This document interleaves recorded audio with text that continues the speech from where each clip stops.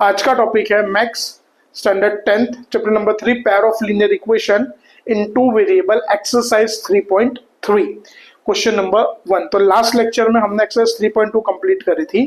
अब देखो जैसे हमने 3.2 कंप्लीट करी थी बाय सब्स्टिट्यूशन मेथड, हमको वहां पे बोला था वैसे ही हमको यहाँ पे जो सॉल्यूशंस है वो फाइंड करने हैं बाय एलिमिनेशन मेथड।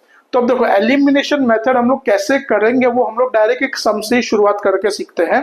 तो देखो हमको पहला क्वेश्चन क्या दिया क्वेश्चन 1 के अंदर, x plus y equals to 5 और दूसरा है 2x minus 3y equals to 4। तो सबसे पहले दोनों इक्वेशन को हम लिखेंगे, x plus y equals to 5, दूसरा है 2x minus 3y equals to 4।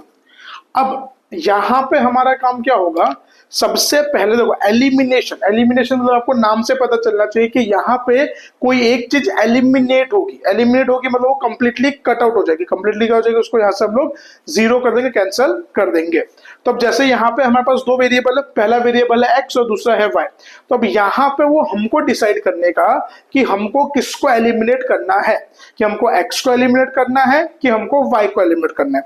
तो चलो हम इस सम के अंदर हम लोग पहले y को एलिमिनेट करते हैं। किसको एलिमिनेट करते हैं, y को। अब अगर मैं y को एलिमिनेट कर रहा हूं तो सबसे पहले मैं चेक करूंगा कि यहाँ पे y के कोएफिशिएंट, क्या चेक करेंगे हम लोग यहाँ पे y के कोएफिशिएंट। जैसे पहला इक्वेशन है x प्लस वाई, तो y के आगे कुछ भी नहीं लिखा है तो उसका मतलब उसका कोएफिशिएंट क्या होगा, 1 होगा। कोएफिशिएंट क्या होगा, 1। सेकेंड इक्वेशन में y का कोएफिशिएंट क्या है, 3। तो अब एक बात बताओ, क्या दोनों का कोएफिशिएंट सेम है? नहीं। देखो कोई भी चीज एलिमिनेट कब होगी, जब दोनों इक्वल होगी। एक 1 है और एक 3 है, तो दोनों इक्वल नहीं है। तो सबसे पहला काम क्या होगा कि हमको दोनों को इक्वल करने का। तो जैसे यहाँ पे इसका कोएफिशिएंट 1 है, यहाँ पे 3 है, तो 1 और 3 का एलसीएम क्या होता है, 3। तो 1 वाले कोएफिशिएंट के पूरे इक्वेशन को मैं 3 से मल्टीप्लाई करूंगा और 3 वाले को मैं करूंगा 1 से। किससे करूंगा, 1 से। अब जैसे 3 से मल्टीप्लाई कर रहा हूं तो पूरा इक्वेशन मल्टीप्लाई होगा। तो 3 into x 3x, 3 into y 3y, 3 5 15 और ये 1 से। तो 2 इंटू एक्स तो 2x,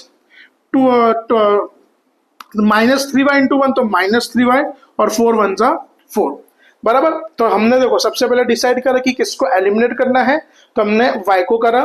फिर जिसको भी एलिमिनेट कर रहे हैं सबसे पहले चेक करने का उसके कोएफिशिएंट सेम है या नहीं। अगर सेम ना हो तो उसको हमको सेम करने का, मल्टीप्लाई करके बाय कोई भी सबसे छोटे नंबर से मल्टीप्लाई करके सेम करने का।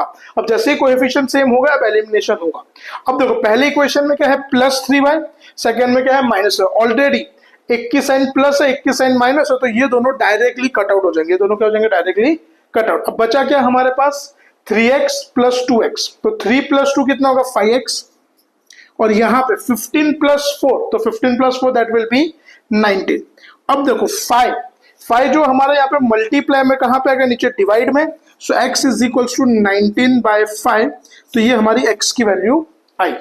अब ये जो x की वैल्यू है वो दोनों में से कोई भी एक इक्वेशन में पुट करके y की वैल्यू फाइंड करेंगे। तो यहां पे अपने लिखने का, putting the value of x in equation 1। आपको अगर सेकेंड इक्वेशन में रखना तो आप सेकेंड में रखो, फर्स्ट में रखना तो फर्स्ट में रखो। तो फर्स्ट इक्वेशन क्या है हमारे पास, x plus y equals to 5। यहाँ पे x की वैल्यू क्या है, 19/5 प्लस y इक्वल्स टू 5। अब सिंपली प्लस 19/5 आएगा तो क्या हो जाएगा, माइनस।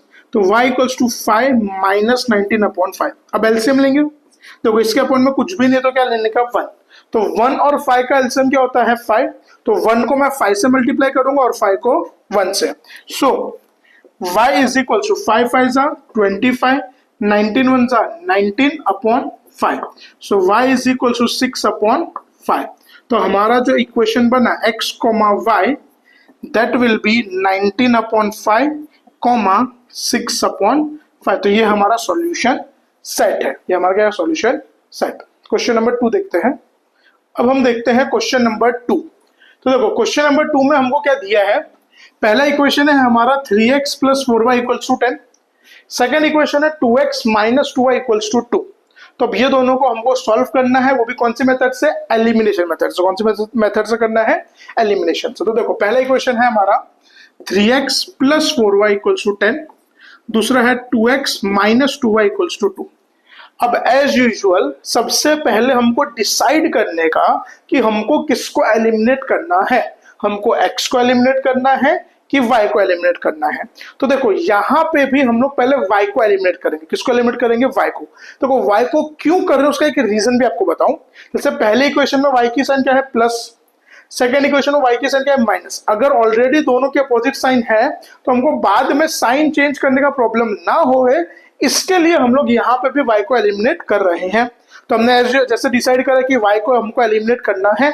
अब चेक करो, पहले टर्म में, पहले इक्वेशन में y का कोएफिशिएंट क्या है? 4, सेकेंड में क्या है? 2। क्या दोनों सेम है? नहीं। अगर एलिमिनेट करना है तो दोनों के कोएफिशिएंट सेम होने चाहिए। तब बताओ 4 और 2 का एलसीएम क्या होता है? 4 होता है। तो मैं 4 को किससे मल्टीप्लाई करूं कि मेरा आंसर 4 आवे? तो 1 से। और 1 को 2 को किससे करेंगे? 2 से। तो इसका मतलब पहले इक्वेशन को अपने 1 से मल्टीप्लाई करेंगे, सेकंड इक्वेशन को 2 से। तो देखो 3 into x, sorry 1 into 3x, तो 3x, 1 इंटू 4y, तो 4y, 10 1 जा 10, 2 into 2x, that will B 4x, 2 into minus 2 है तो माइनस 4y, एंड 2 2 जा 4। अब चेक करो क्या दोनों इक्वेशन का कोएफिशिएंट सेम हो गया? ये भी +4, ये भी 4, ये भी 4। अब साइन देखो, एक है प्लस, एक है, तो अगर एक प्लस है और एक माइनस है तो इसको हम डायरेक्टली कैंसिल कर सकते हैं। एक प्लस एक माइनस है तो एक डायरेक्टली कैंसिल होगा। अब बचा क्या?